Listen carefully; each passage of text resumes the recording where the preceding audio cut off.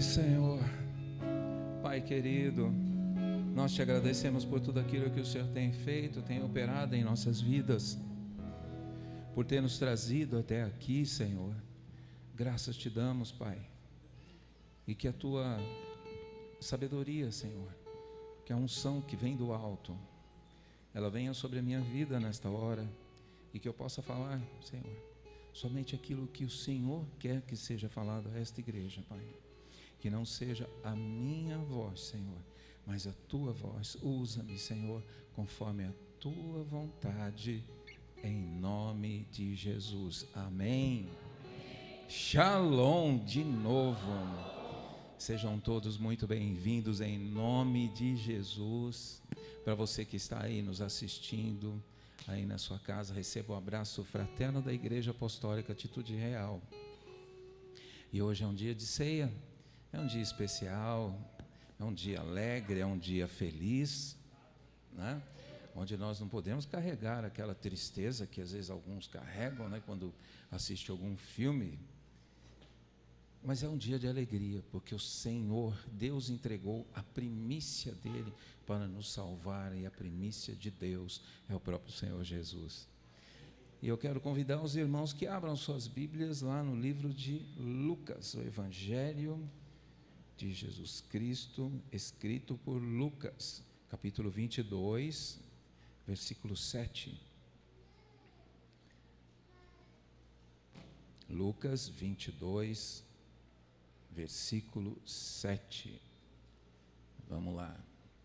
Finalmente chegou o dia dos pães sem fermento, no qual devia ser sacrificado o cordeiro pascal. Amém? Podem se sentar.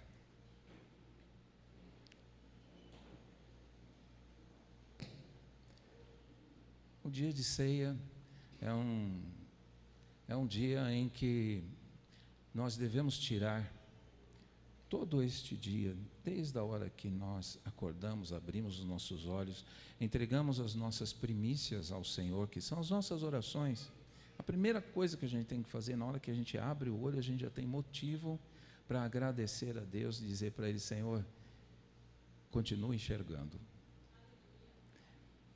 Só de nós já falarmos isso já traz uma alegria ao nosso coração. E se traz uma alegria ao nosso coração, eu fico imaginando como que Deus não vai se sentir lá do alto, sabendo que você acordou, abriu seus olhos e Ele já está recebendo a sua oração. Essa oração que chega até Ele como um cheiro de um incenso suave, um perfume agradável, né? Quisera todos nós podermos fazer isso toda manhã, porque são vários milagres que acontecem pela manhã. Você abre os teus olhos, você vê que está enxergando, você se movimenta e vê que você se levanta e está andando. É um milagre. O corpo humano é um milagre do Senhor. E a ceia, a preparação da ceia, é algo que, se você ler, eu não vou ler todo esse capítulo aqui a partir do versículo 7, mas nós temos lições importantes que nós podemos tirar daqui. Que Jesus, ele tinha uma preocupação, era a última ceia. E ele tinha uma preocupação de passar exatamente para os discípulos como que se preparava uma ceia. Mas existem lições que nós podemos tirar e que devem ficar no nosso coração. A primeira delas, você vai ver aí nesse mesmo capítulo, no versículo 10, né, onde ele passa uma orientação para eles. Jesus está dizendo assim, olha, ele chama Pedro e João e fala assim, ó, vocês vão descer lá, vão, né, chegar nessa cidade, lá vocês vão encontrar um homem que vai estar carregando um cântaro, um recipiente com água, e vocês vão acompanhando ele, e quando chegar na casa, vocês vão perguntar para o dono da casa, o dono daquela família, e vai falar assim, olha, o mestre manda perguntar, onde podemos preparar a ceia? E ele vai mostrar para vocês o lugar alto, no andar de cima. A versão King James, ela fala, no andar de cima. Duas coisas nós vemos aqui. A primeira, eles foram e encontraram tudo exatamente como o Senhor disse. Então, a primeira coisa que nós vemos aqui é que nós na vida, nós precisamos andar por fé. Eles creram na palavra do Senhor e falaram assim, olha, nós vamos. E eles encontraram tudo exatamente como o Senhor falou que ia acontecer. A segunda coisa maravilhosa é que quando ele fala assim, olha, é no andar de cima. Tudo que se refere ao Senhor é sempre do alto. Nós olhamos para o alto de onde vem o nosso socorro. É no alto em que nós enxergamos por visão e sabemos aonde está a presença do Senhor. Ele vem até nós com humildade, estende a sua mão e nos levanta, mas nós olhamos para o Senhor sempre no alto. E continuando, ele passa ainda assim, nós vemos que existe algo chamado responsabilidade na preparação da ceia. Olha o que ele diz no verso 13. Está um pouquinho diferente aqui, a minha versão, porque é King James, mas diz assim, e seguindo, tudo encontraram conforme Jesus lhes havia predito e prepararam a Páscoa. Os discípulos, eles prepararam a Páscoa, exatamente como o Senhor fala. Hoje nós temos aqui uma mesa linda, que ela foi preparada, e eu creio que todos que entraram aqui, que participaram da preparação dessa mesa, eles se consagraram, eles oraram, e preparamos o melhor. A mesa é algo que ela tem que ser estendida além daqui da igreja. Você prepara uma mesa todo dia na sua casa pela manhã. Às vezes toma um cafezinho correndo, né, pastor? Toma um cafezinho, sai correndo lá, então. Mas a mesa na nossa casa é o primeiro lugar do encontro com Deus. Aliás, é o segundo, porque o primeiro é a entrega da sua vida, a tua primícia, a tua oração, quando você abre os seus olhos. O segundo é a mesa que foi preparada e que o Senhor está ali presente, porque Ele sempre está presente. No verso 14, ele diz assim, quando chegou o momento, Jesus e os teus discípulos se reclinaram à mesa. A mesa é um lugar que tem que ser preservado na família, é um lugar onde estamos todos juntos, é um lugar onde nós vamos reclinar a nossa cabeça, nós vamos orar, nós vamos agradecer. O alimento, sim, mas primeiro nós vamos agradecer a presença de Jesus ali conosco. Ele se faz presente. Eu lembro do casamento do Jean e da Isabela, e as cadeiras todas colocadas assim bonitinho, e tinha uma cadeira que estava dizendo, esta cadeira é para o nosso convidado de honra, Jesus. E eu não esqueci mais disso. Ele tem que ter um lugar de honra em nossas vidas. No versículo 15, vai acontecer algo maravilhoso. Ele vai dizer assim, então ele, Jesus, lhes revelou, tenho desejado ansiosamente comer convosco esta Páscoa antes da hora do meu sofrimento. A última ceia. Eu fico me perguntando às vezes, assim, Senhor, pelo amor de Deus, me dá um pouquinho da revelação daquilo que o Senhor falou com os discípulos na última ceia, que não deu para ser relatado aqui, mas ele deve ter tido uma conversa maravilhosa. Ele não deve ter tido uma conversa de desespero de alguém que ia, tempos depois, logo em seguida, ser preso. Mas ele deve ter falado coisas tão lindas, tão maravilhosas, porque ele diz assim, esperei ansiosamente por esse momento. Esperei. O momento da mesa tem que ser um momento na nossa casa onde nós esperamos ansiosamente por aquele momento. Não importa se a correria do dia a dia, ela tira às vezes aquela comunhão da parte da manhã, ou do almoço, porque muitos trabalham, e às vezes a gente está sozinho na hora do almoço, mas em algum horário do dia tem que haver um momento onde a família vai estar junta, vai estar sentada, porque ali o Senhor se faz presente, e tem que ser um momento onde a gente espera ansiosamente. É a única coisa na Bíblia, é a única coisa na palavra de Deus que vai usar a palavra ansiedade como algo bom. Nós esperamos ansiosamente. É um desejo profundo de fazer parte da mesa. Você tem que sentir esse desejo aqui na igreja, tem que sentir esse desejo na sua casa, quando você está partindo o pão, quando você está sentando com a sua família, está se alimentando, você tem que sentir esse desejo profundo. Fala assim: olha, puxa vida, como é bom estar aqui. Continuando, ele dá uma instrução sobre como Jesus, ele fala tudo, como que ele queria que fosse preparado a mesa, o significado daquilo que seria o vinho, daquilo que seria o pão, e nós vamos ver isso nos versos 19 e 20, onde ele diz assim: e tomando um pão, havendo dado graças, ele o partiu e o serviu aos discípulos, recomendando, isto é o meu corpo oferecido em favor de vocês, façam isso em memória de mim. É algo que nós temos que fazer todos os dias, quando nós nos sentamos como família, dizer assim: Senhor, obrigado por esse momento tão especial, obrigado, Senhor, porque o Senhor faz parte aqui, o Senhor está presente aqui conosco. Nós precisamos ter esse sentimento de que Ele sempre está presente.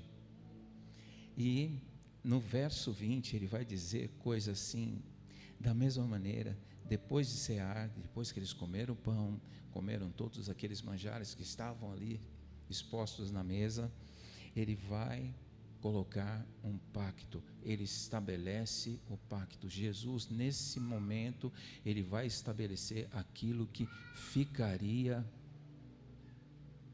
não para a eternidade, mas até para o dia que ele voltasse, que ele vai voltar. Ele diz assim: este cálice significa a nova aliança no meu sangue, derramado por vocês. Então, aquilo que ele foi conversando, aquilo que eles foram conversando e falando naquele momento, não, eu creio que não foi palavras de desespero, não foi palavras para que eles ficassem atormentados. Eles ficaram sim atormentados, mas por outra coisa, mas deve ter sido uma sequência de palavras de amor tão profunda. Sabe por quê? Porque Deus é amor, só por isso. Ele é amor. E no verso 21, ele diz assim: eis contudo que a mão daquele que vai me trair está com a minha sobre a mesa. Nós aprendemos aqui que Jesus, ele está nos ensinando, olha só, Jesus, ele não perdeu tempo na vida dele, nem no último minuto da vida dele, quando ele já estava pregado naquela cruz, que ele fala para João, assim: João, ele fala assim: mãe, se referindo a Maria, eis aqui o teu filho. João, eis aqui a tua mãe.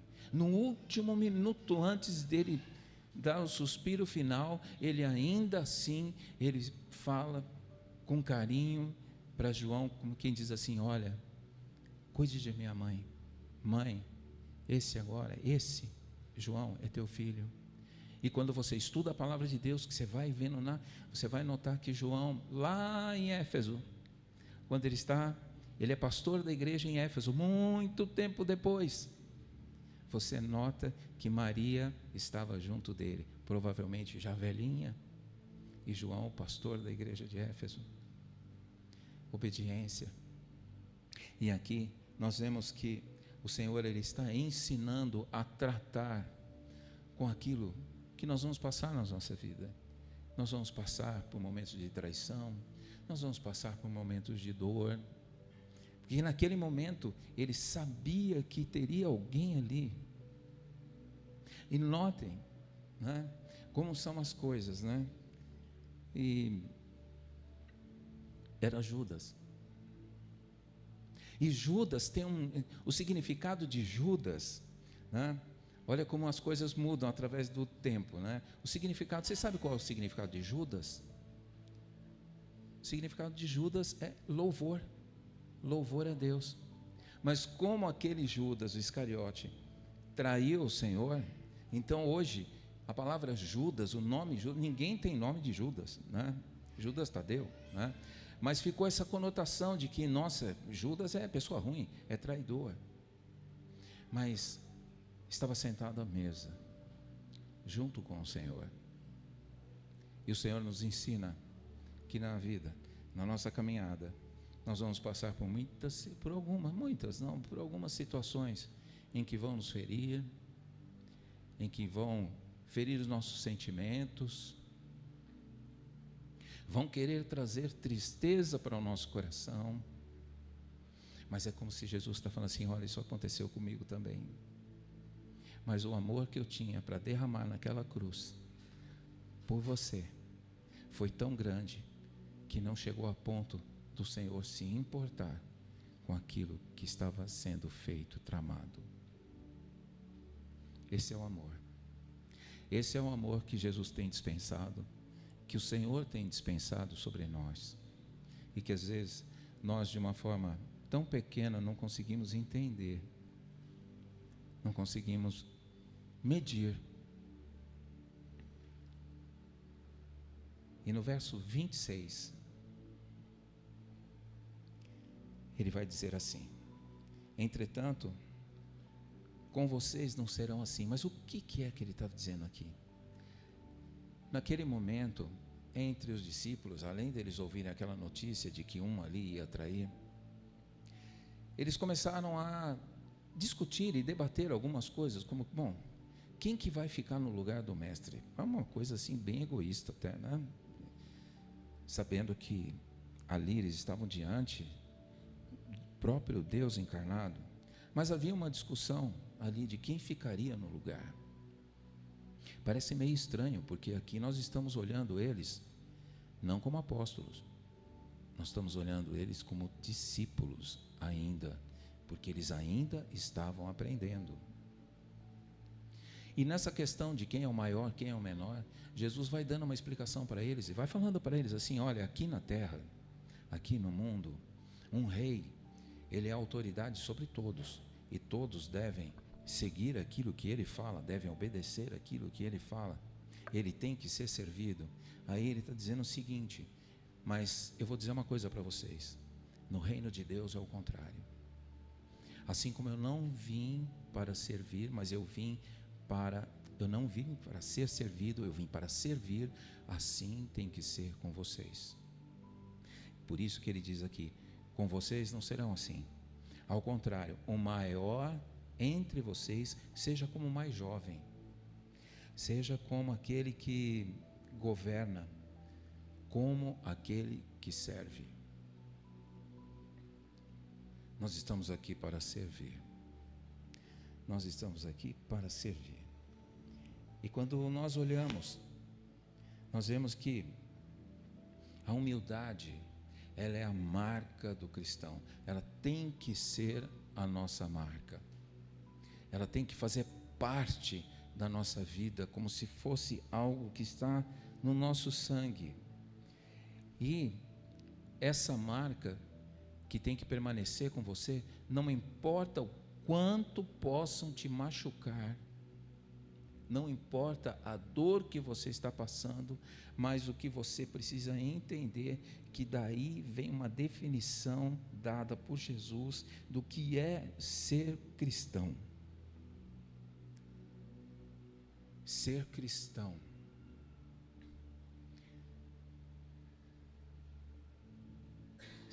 cristão é você ser extremamente radical com você mesmo e tolerante com os outros. Nós temos que ser extremamente radical conosco e ser tolerante com os outros. E isso parece loucura, mas traz para nós um alívio na nossa alma. Porque existem coisas que nós aprendemos, por exemplo, na biologia, né? A biologia ensina, nós temos aqui um casal de médicos, aqui, enfermeiras, tá?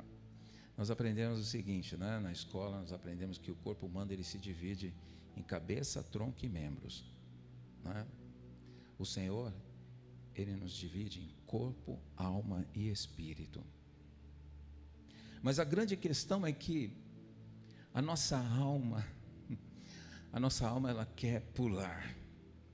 E a nossa alma, tudo que acontece na nossa alma, ela se manifesta no corpo. Então nós precisamos ter uma vida regida pelo Espírito Santo de Deus, para que a gente não venha andar por caminhos que a gente não deve andar.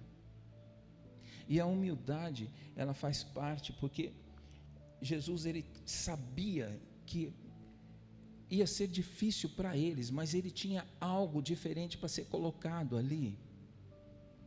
Porque ele diz assim, olha, na mesma noite, no mesmo tempo em que eles estão fazendo a ceia, ele diz algo interessante. Ele fala assim, olha, foi dada permissão a Satanás para peneirar vocês. Olha só, ele está falando para eles ali na mesa. Nessa hora Judas Iscariote já tinha saído. Mas Jesus, ele fala, ele passa uma instrução, ele diz assim, olha, foi dada permissão a Satanás para peneirar vocês. Mas ele faz assim, ele diz assim, mas eu estou orando para que você, Pedro, não deixe que a sua fé desfaleça. Estavam todos, mas ele vira, ele fala, todos serão peneirados, mas você, Pedro, eu estou orando para que você, Pedro, não deixe que a sua fé venha a desfalecer. Por que Pedro? Por que Pedro? Porque Pedro era o mais entusiasmado de todos. Nós vemos que, se você ler daqui para frente, você vai ver que, na determinada altura, quando chegam para prender Jesus, Pedro saca uma espada e arranca a orelha do soldado. E Jesus tem que fazer um milagre rápido ali para reconstituir a orelha do homem. Agora, por que Pedro? Porque Pedro era aquele que ia mais para cima. Ele encarava as coisas de frente. Apesar de que, se você continuar lendo, você vai ver que ele trai ao Senhor, ele nega o Senhor Jesus por 3 vezes. Mas ele fala algo que, se você começa a olhar nas entrelinhas e estudar a fundo e ver a fundo, você, por que Jesus fala isso? Jesus, ele não tira deles aquilo que eles iriam passar, mas Jesus fala, eu vou orar para que a sua fé, Pedro, não se desfaleça. Sabe por quê, queridos? Porque o Senhor, ele espera que no nosso meio, você que está aí nos ouvindo, sempre vão ter aqueles que vão orar de uma forma mais fervorosa. Por que essas pessoas existem? Para fortalecer aqueles que estão, às vezes, um pouquinho mais fraquinho. Essa é a importância de nós estarmos aqui em unidade. Se nós estamos juntos, nós somos mais fortes, até não querendo usar aquele jargão aí da época da pandemia, né? Onde parecia muito juntos somos mais fortes, mas nós temos que um fortalecer o outro. Esse é o segredo da igreja, no tempo em que nós estamos sendo mais perseguidos. E nós temos que ir lá louvar ao Senhor e dar graças, porque no nosso país ainda não sentimos os efeitos da perseguição. Mas quando você tem contato, como nós tivemos, onde nós sentamos com pessoas do mundo inteiro, aliás, do mundo inteiro não, acho que de uns 16 países, e eu já disse isso e vou repetir, quando eu ouvi de um deles dizendo, aquelas pessoas que trabalhavam fazendo missão no leste europeu, e eles falaram assim, que o maior inimigo deles era o Talibã, na hora eu parei e falei assim, meu Deus, eu só escuto isso na televisão. Aquilo mudou. Eu falo, meu bem, eu voltei de lá diferente.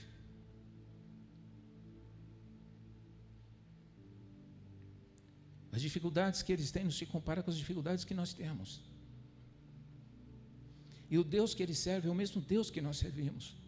Aí eu pergunto para o Senhor, eu falo assim, Pai, graças a Deus que nós estamos numa nação livre, onde nós podemos professar a nossa fé. E o que nós temos que fazer? Qual é a lição de casa que nós temos que fazer? A palavra de Deus ensina que aquele que está de pé, cuide para que não caia. Se o Senhor nos deu o privilégio de estarmos de pé, é porque a gente possa, de joelhos, orar por aqueles que estão sendo perseguidos lá fora. É por isso que nós estamos aqui. Porque nós estamos num país livre. E nós não podemos deixar que certas situações venham paralisar. Quando nós falamos que dia de ceia, noite de ceia, é um momento ótimo, porque, como foi dito pela apóstola, o apóstolo Paulo, ele diz assim, olha, examine-se, pois, a si mesmo. Esse examinar, pois, a si mesmo, olhar para dentro de você, olha para dentro de você, porque Deus não quer, Ele não está olhando para a aparência, Ele está olhando para o teu coração, Ele está esperando uma reação nossa. Não importa o dia que você teve, o mês que você teve, o Senhor está dizendo assim, pelo amor de Deus, pelo amor de mim mesmo, o Senhor está dizendo, participa da ceia, porque o Senhor, Ele olha a disposição e a vontade que cada um tem de se livrar de coisas. E eu digo isso não porque eu sou o melhor, não, de forma alguma. Eu tenho minhas limitações, eu sei de coisas que eu preciso vencer, e eu entrego isso tudo aos pés do meu Senhor e falo assim, Senhor, cuida de mim, Pai, porque sem a Tua presença, eu não sou nada, eu não consigo fazer absolutamente nada. Mas o Senhor, Ele olha a disposição do nosso coração, Ele olha aquilo que nós estamos, assim, Jesus, Ele está intercedendo o tempo todo, por mim e por você. E eu posso até imaginar Ele falando assim, Pai, aquela irmã, aquele irmão, eles ainda estão nessa situação, mas eu estou vendo o coração deles, eu posso enxergar que lá na frente, vai acontecer o melhor. Vai acontecer, Pai, aquilo pelo qual eu fui e entreguei a minha vida. Isso que o Senhor está falando para cada um de nós. E nós temos que ser felizes, gente. Mas a felicidade do cristão é diferente daquela felicidade que é proposta pelo mundo. Aí você se pergunta, como que eu posso ser feliz numa situação dessa? Aqui onde nós somos, eu posso dizer para vocês que nós somos muito felizes. Mas eu conversei com pessoas que tinham que, às vezes, levar, não uma Bíblia inteira, mas rasgar um pedacinho de uma folha e tirar, talvez, um versículo, enfiar no bolso escondido. E daquele pedacinho saía uma ministração num lugar inóspito, num lugar cheio de ódio, mas que tinham pessoas ali que precisavam ouvir aquela palavra. É para isso que nós somos chamados, porque Deus é amor. E a nossa mente, ela tem que estar renovada, nós temos que estar preparados para isso. Nós não podemos se deixar levar por situações. É olhar e tentar enxergar as coisas como Deus quer que você veja e ter a felicidade do Senhor. Porque o que é felicidade do Senhor? O que é felicidade para Deus? Quando Ele diz assim, bem-aventurados os pobres em espírito, porque eles terão o reino de Deus. E o pobre, ser pobre de espírito significa o seguinte, é você ter a consciência de que você não é nada se não for pela presença do Senhor. Isso é ser pobre de espírito. Ele ainda vai falando naquele sermão, olha, aqueles que choram, bem, como são felizes os que choram, porque serão consolados. E assim vai por tantas coisas. Porque quando nós procuramos a felicidade, aliás, esse negócio de procura da felicidade é uma coisa que ficou oculto ao homem durante toda a Idade Média, que foi chamada de Idade das Trevas, porque havia uma pressão de se colocar através da igreja de que Deus era carrasco. E o maior erro que aconteceu da igreja da Idade Média foi omitir que Deus era judeu. Pregava-se um Jesus romano.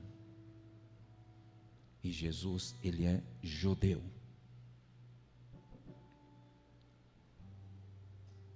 E essa felicidade, ninguém entende.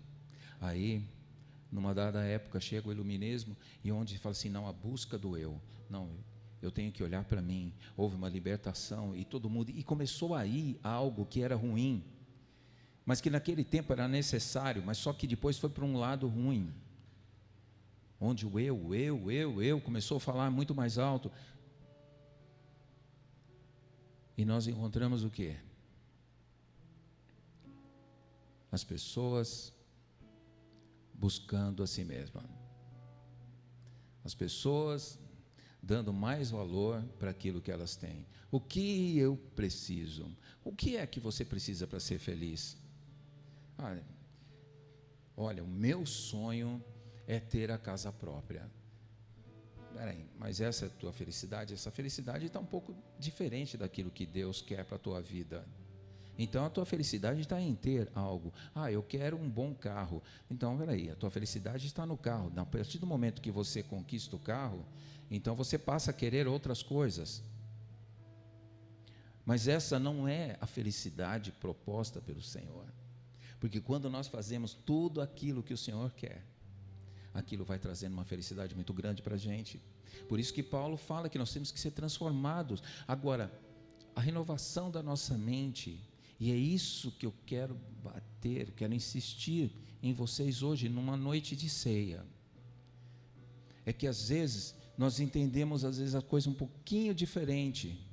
Porque ter a mente renovada, tá? Não se amoldar, quando Paulo ele fala assim, não se amoldem às coisas do mundo. Existem duas coisas.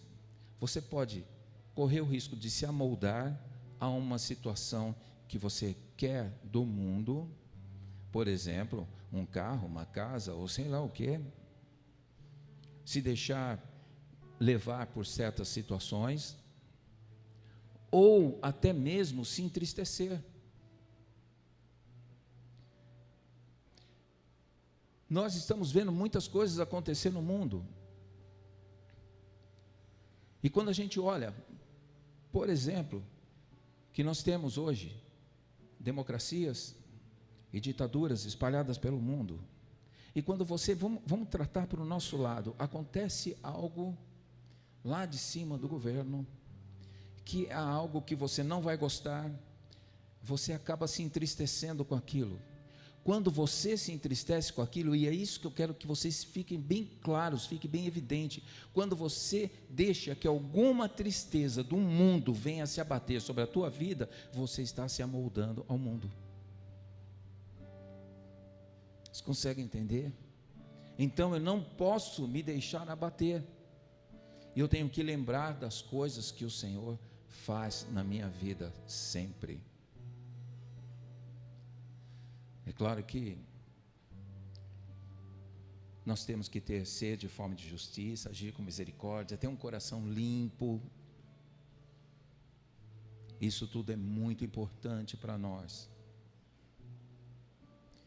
E ter humildade. A humildade, ela tem que fazer parte da nossa vida. Não é chegar aqui, por exemplo, e falar assim, eu ser um doutor, como os doutores fariseus eles eram, que sabiam toda a Torá, e chegar e despejar coisas e mostrar, não, é humildade, é um coração puro, é falar a palavra de Deus como uma forma simples e pura que é a palavra, desde que eu viva dessa forma. É não ter uma vida julgando, uma coisa que a gente tem visto muito, há uma polarização, parece que dividir o mundo foi dividido em dois, há uma polarização muito grande de se dizer, olha, aqui, isso aqui é assim, não, eu sou assim, o outro não, então o outro não serve. Sabe? Gente, pelo amor de Deus, nós precisamos parar de ser julgadores, porque só há um juiz, um legislador, e esse juiz é Deus. Quando nós olhamos para a situação de guerras, quando nós olhamos, às vezes, aquilo que está acontecendo agora, lá em Israel, onde a gente vê pessoas se posicionando, gente, eu falo para vocês, Deus tem um mistério com aquela terra. Não cabe a nós dizer se o que eles estão fazendo está certo ou está errado. O Senhor, Ele tem um mistério com Israel. Jesus é judeu. O que nós estamos vendo lá, que sirva de lição para nós aqui, quando a gente vê essa polarização toda correndo por aí, um se levantando contra o outro, às vezes até mesmo por ideologias políticas, olha que absurdo, gente, isso não é democracia. Quando nós vemos aquilo que está acontecendo lá, aquilo que sirva de lição para nós aqui, porque ali não se trata de conquistar uma faixa de terra. Aqui, o que nós estamos vendo lá é a tentativa de aniquilar um povo, tirar, banir da face da terra um judeu. Então, queridos, não vamos julgar, vamos orar pela nação, vamos orar pela nossa nação, vamos orar pelo mundo, porque o Senhor, Ele nos ensina isso, e Ele diz que todo governo humano é instituído por Ele. O que está acontecendo na nossa nação foi com permissão de Deus. O que está acontecendo lá fora, em todos os lugares, é com permissão de Deus. Assim como foi permissão de Deus peneirar os discípulos, com um objetivo, para que eles se unissem em oração e ficassem mais fortes. Então, nesse momento de ceia, eu quero que você tire um momento para refletir, faça uma reflexão. O Senhor, Ele não está olhando para você no teu exterior, Ele está olhando para você no teu interior. Ele está dizendo para você, olha, vem como você está. Uma vez eu vi uma coisa tão interessante, eu queria pedir para o pessoal da ceia já ir se preparando. Estava tendo uma entrevista e fizeram uma pergunta para um pastor, e esse pastor ele é muito irreverente, e fizeram uma pergunta para ele, escuta, se Jesus viesse hoje, lembra daquela situação lá de Maria Madalena, que Jesus estava ensinando, e os fariseus lá e chegaram com Madalena, né, Maria Madalena, uma prostituta, e falaram assim, olha, essa mulher foi pega em adultério e tal. Se fosse hoje, se Jesus estivesse aqui hoje, o que ele faria? Aí aquele pastor olhou para eles e disse assim, faria nada. Ele abraçava. É isso que nós temos que fazer como igreja de Cristo. Nós temos que abraçar. O dia que nós começarmos a abraçar mais, viver mais a palavra, nós vamos ter um mundo muito melhor, um mundo cheio da virtude e da alegria do Senhor. Amém? Vamos nos preparar para a ceia.